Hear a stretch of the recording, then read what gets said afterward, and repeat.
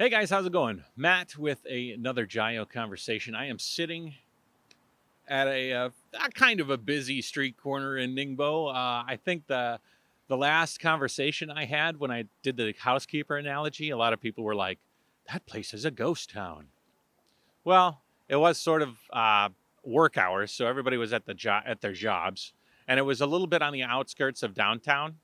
So I figured I'd show you that there are actually people doing stuff. There are busy areas right now. It is, let's see, it is 12:32 Wednesday, October 21st, and I have just left the DMV here in China, and so I kind of wanted to talk a little bit about driving and driving practices in China and how they differ from Westerners, and how that might be indicative of certain character traits of Chinese and or Asians in general, in some instances, and Westerners. I had to get my license renewed, and just a little tip about that. Very easy for a foreigner to get his license. They have a test with some very easy questions to answer, and they help you through the whole process. It's a lot easier than I think a lot of people probably get a little bit afraid by it. Um, as a matter of fact, I think a lot of people get afraid of driving in China in general. When I arrived to China about 15 years ago, I think my first time to China was 2005. And now, granted, driving has come a long way. Man, oh man, I held on to that oh shit rail like my life was depending on it. A friend picked me up from the airport, somebody I'd been dealing with in business. His name is Spark. And he was driving the wrong way, down the wrong way lane of a road. He was cutting people off. He was doing all sorts of craziness. And I vowed to myself on that day, I said, I am never going to drive in this country. There's no way that I'm going to drive here. But alas, things change. And you learn and you grow. And so time passed, and eventually I ended up driving. I've been driving in China for about 10 years now. And over that time, I've been able to have an understanding of what it's like to drive in China and drivers in China, and what it's like to drive in America and drivers in America. If you drive in China, you have to be ready to deal with the chaos, because it is chaotic. You're going to find people that are going to do things to you that in America would elicit vitriol, anger, and rage. And I exhibited a lot of that stuff personally with situations more numerous to count. It might be more chaotic on the roads here in China, but Chinese in general don't exhibit as much anger, frustration, and retaliation. What ends up happening is there's a real go with the flow mentality, and I think that's indicative of a lot of Asian cultures, but China in general. And I think it actually can even be exemplified in the way that they've handled this virus, the COVID pandemic, which we are in the middle of right now. You wouldn't guess it here in China, actually. I think if you look behind me, you'll see that not a lot of people are wearing masks, barely any. But the situation here with regards to masks is a lot like the situations that they deal with regards to traffic. And I think that if we can understand how and why the situation developed from a driving mentality, maybe we can superimpose that mentality onto other things and understand, have a greater appreciation for the culture. You know, I think a lot of things, when you look deep within, you can see, okay, I can have a better understanding of culture based on this one thing. Language, for example. If you look at the Chinese characters, Hanzi, or if you listen to Chinese people talk, and understand the breakdown of how that language came to be, you can have an appreciation for a greater appreciation for the culture and how it developed.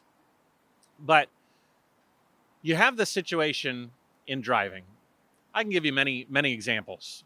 I actually have names for all sorts of driving situations. There's the driving straight, fake right, and straight, whereas a guy will be at an intersection and he'll fake a right-hand turn in order to avoid a red light, and then he'll go straight through.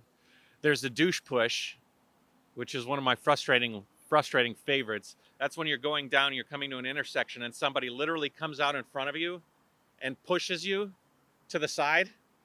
Just pushes you to the side. And if that happened in America, you would do almost everything you could to honk the horn, pull up alongside the guy, flick him the bird, drop him a big one-finger salute. But in China, it's just sort of a go with the flow thing.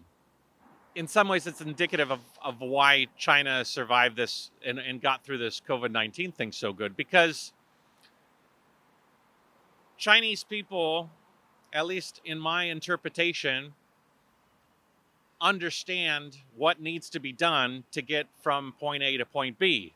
They're going to do whatever it takes to get to point B. It might cause interactions with people on the road, but don't take it personally. I'm just trying to get to where I want to go.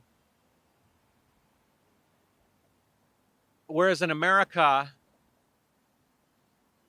it's a bit more personal and selfish. Like here, you're going to find people that are going to be intruding on other people's spaces. You're going to have people that are going to be like bending and breaking the rules. But it's all in an effort to get to the end, to accomplish the goal. And the person behind you understands that the person in front could do anything at any moment, but that person is only trying to get to where he's going. And you have somebody behind you that appreciates that same thing, and on and on and on.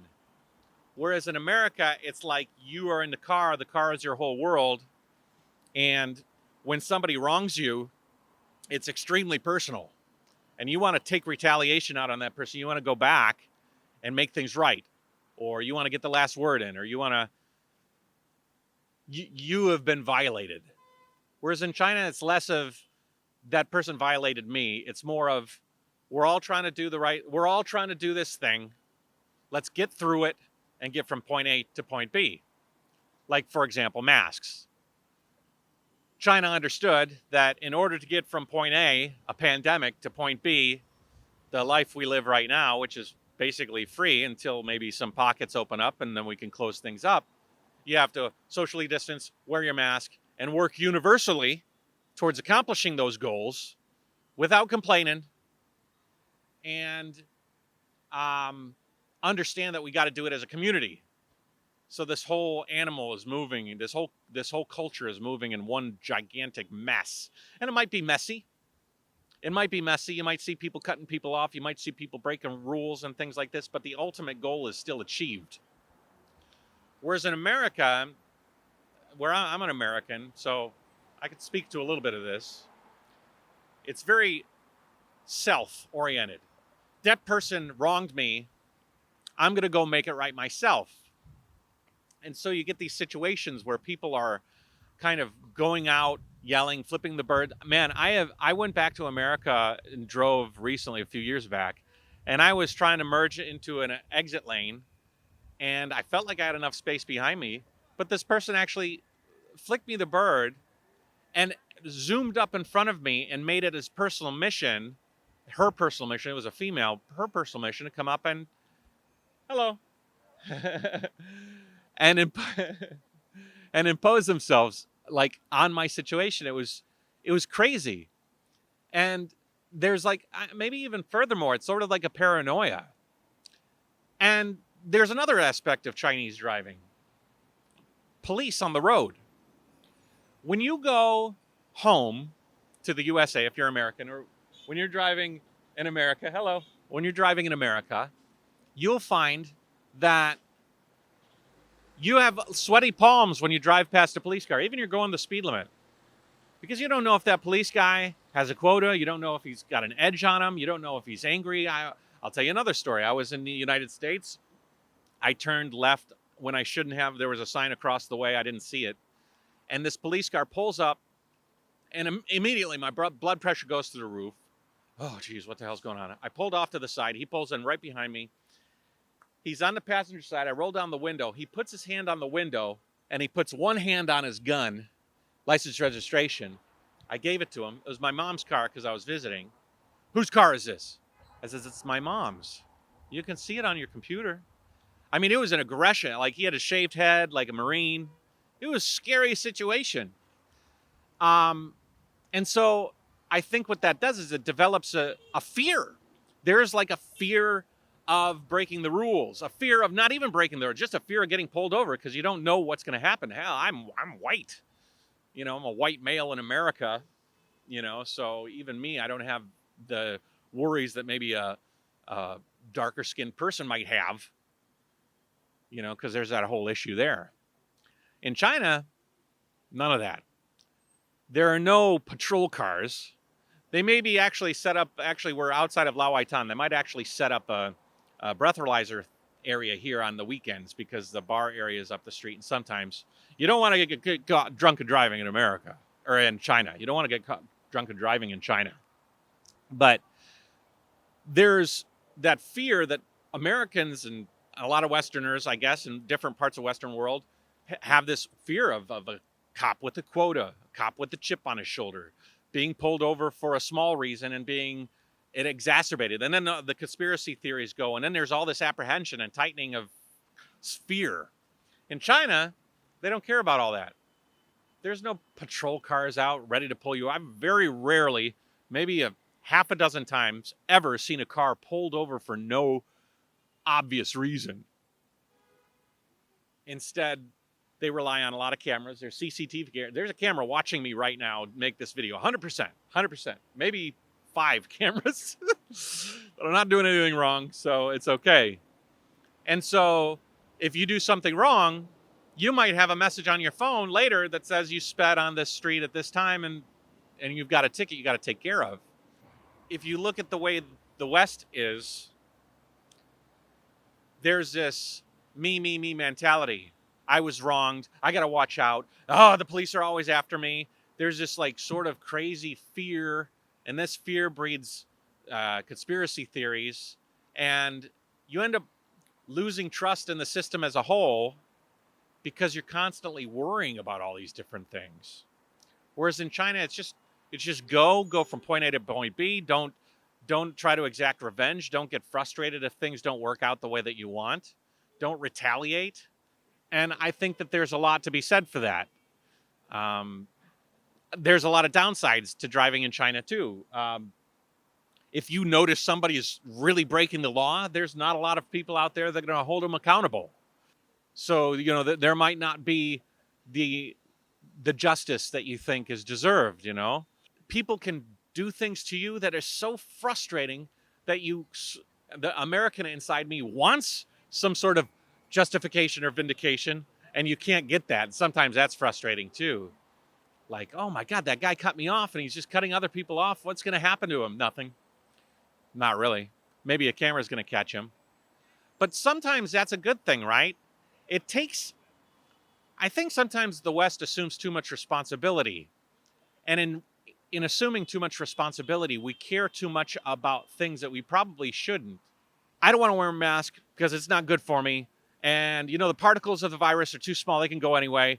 And they start making up all of these reasons to not do something instead of just saying, I got to do it. I got to get from A to B. And I'm not going to really think too much about it.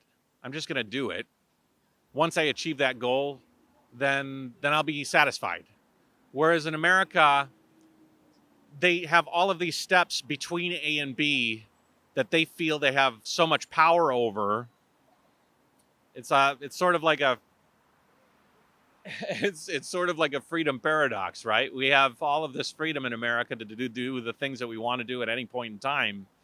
That when you have a thing like driving from A to B, you sort of, I'm going to drive A to B, but I'm also going to yell at this guy, and I'm also going to take it into my responsibility to punish this guy, and I'm going to be angry at this and this and this. And you clutter your mind with all of this sort of frustrating garbage when really everybody around is trying to get to A to B. And another thing that it does is it like lessens the load. Like sometimes I make it my personal choice to get angry at somebody on the road that's maybe wronged me here in China. And my wife, Annie, will look at me and she'll say, who cares? He's going his way. Did he actually cause you pain? I mean, obviously, if they made contact, there's an accident. That's another issue. But it's like really Zen sort of way. It's a chaotic Zen, but it's a Zen nonetheless. Because what you end up doing is you don't take so much weight. You don't think too deeply about things. You're just going with the flow. And I think there's a lot to be said for that. Obviously, there's two sides. I've tried to present it to you here. You know, it can be frustrating at times. But it's also something that I think is nice because in China, you actually have a bit more freedom. Even here, if you do want to skirt the law and you're kind of moving around and you're bending the rules slightly, you're not going to get punished as much as you would necessarily in the States, as long as the camera doesn't get you. Whereas in America, you're paranoid about being caught for anything. And so maybe it almost makes you too worried, too frustrated. And then it makes you feel like you want to hold other people accountable. Well, I'm following the law. This guy's not following the law. I'm going to take it out on him, instead of just saying the system is there to keep the roads open, keep the roads running, and I'm going to rely on those systems to do what they're designed for. I enjoy driving in China. I think that it's very interesting to drive in other countries and see how different countries do things. And I think that the Chinese way of just going with the flow, trying to obey the rules, but they don't always obey the rules, and that's okay. You can bend the rules in China, and it's not like you're going to get pulled over by a police officer and think you're going to get shot. You're just going to get a ticket, and most of the time you're not going to get a ticket. A lot of times you can bend the rules here and you don't get caught. In a lot of ways, driving in China is a lot more free and freeing than driving in America. It's freeing. It's free because you don't get as many violations. It's freeing because you don't have as much stress of getting pulled over. And it's freeing because you're not worried so much about getting angry at somebody and trying to right a wrong. You just say the system's out there to right the wrongs, and that's it. Anyways, it's about to rain, so I'm going to wrap it up. It is raining. I'm just lucky I'm under a tree. So take it easy, Jiao. If you want to hear some more personal conversations of my life here in China, I joined my Patreon, which is linked down below. I have a WeChat link here. If you're in China, you can donate some cash to the Jiao Nation and support the journey. If you don't know what that means, don't worry about it. Look forward to some more of these conversations. If you have any ideas of things to talk about, I'd be appreciative for some ideas. I have an extensive collection of things I'd like to discuss, and this is just one of them. And the reason I really wanted to talk about it was because I was just finishing with the DMV, and I thought, oh, that's kind of interesting. There's a lot of places here in Ningbo, and there's a lot of places around China that I want to hit and actually do one of these. I'm actually just sitting down on this busy road, and it's kind of nice. Actually, across the street over here is an area I used to go play Frisbee with my best friend Ryan. A beautiful grassy area with a bunch of flowers and stuff. I used to live, my second apartment was right up the street called La Waitan, right by Bar Street, best place. And then that area right there is called Tianyi Square, which is a large square in town. And it's sitting here is a lot farther away from where I was before. That's why that area where it's at is kind of quiet. It's just people working. There's not a lot of people. This is downtown. And so it's a bit busier. I kind of like living in the busier area. I like people, but the place I live at now is pretty quiet. So I'm going to pack up, go back there. Jiao, like, subscribe, share this if you think it makes any sense. If you don't think it makes sense and you think I rambled too much, you can tell me that as well. And take it easy. And just, it's very interesting to see the differences between how people drive in China and people drive in America and what that means on a whole grand scheme of things. You can really kind of dig in and see a whole bunch of like cultural indicators when you really start looking at it objectively. Stay safe, add fuel to life. 加油, talk to you later.